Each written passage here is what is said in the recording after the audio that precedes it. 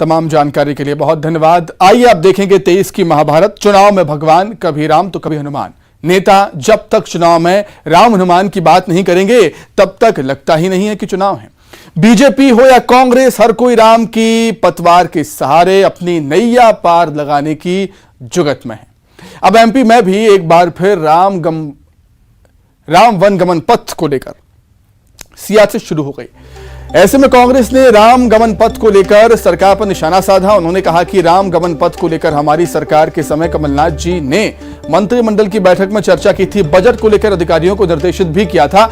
इधर बीजेपी ने कटाक्ष करते हुए कहा कि अब राम का अपमान करने वाले ही राम नाम की बात कर रहे हैं। बीजेपी ने इसे कांग्रेस का पाखंड बताया है।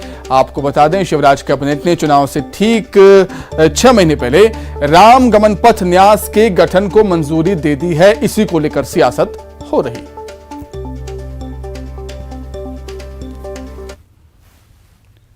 चुनावी रामपथ भाजपा की ओर से कोशिश की जा रही है। हमने तो पहले साल में प्रयास किया था, ये अपनी सरकार के जाने के आखिरी साल में प्रयास कर रहे हैं। छत्तीसगढ़ में का काम जो है लगभग पूरा हो चुका है। इनका कहना है उत्तर प्रदेश में ये बना रहे थे, मध्य प्रदेश में बना रहे हैं, तो काम अभी तक शुरू क्यों नहीं हुआ। हमने 1000 करोड़ रुपए उसके लिए दिए थे, इन्होंने 1000 रुपये का उसका बजट कर दिया। तो ये सब चुनावी वर्ष में इनकी केवल आंकड़ेबाजी रहेगी। काम कोई करना चाहते नहीं है। राम के नाम पर जनता को इन्होंने चलाया, बजरंगबली के नाम पर जनता को चलाया। जब उनके लिए काम करने की बात आती है तो सुप्रीम कोर्ट को आकर के काम कराना पड़ता। भाजपा की सरकार कोई काम नहीं करती।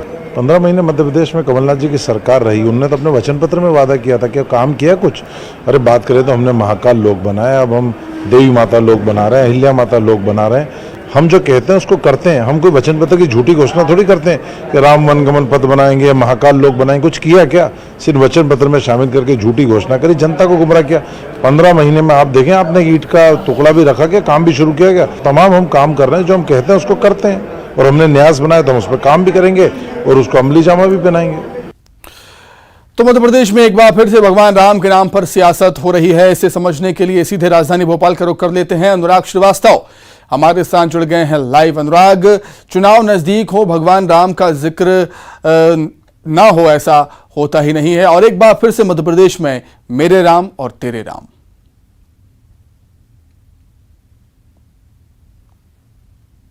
देखिए, अब मध्य प्रदेश में चुनाव होने में लगभग 6 महीने का समय बाकी है, और ऐसे में राम गमन पथ न्यास का गठन करने का जो सरकार की तरफ से ऐलान किया गया है, उसी को लेकर अब सियासत जोर पकड़ती हुई नजर आ रही है। लेकिन सबसे बड़ी बात है कि जहां पर भगवान राम ने मध्य प्रदेश के जिन हिस्सों से पर अपना वनवास काटा था और जिन हिस्सों से होकर वो गुजरे थे, वो लंबे समय से विकास की बाट जो रहे हैं। अब सरकार ने तय कर दिया है कि राम पथ जो न्यास है उसके जरिए जो निर्माण कार्य होगा, जो पर्यटन स्थल विकसित किए जाएंगे, जहां जहां पर भगवान राम रुके थे वहां पर उन स्थलों को विकसित किया जाएगा, और जिन मार्ग से होकर राम गुजरे थे उन मार्गों को भी विकसित किया जाएगा। और इसी के लिए न्यास का गठन किया गया है, जिसमें 35 कुल सदस्य होंगे, 5 अशासकीय सदस्य नियुक्त होंगे और 28 न्यासी सदस्य इसमें होंगे, जिनके ऊपर इस बात की जिम्मेदारी होगी कि पूरे स्थल को किस तरीके से विकसित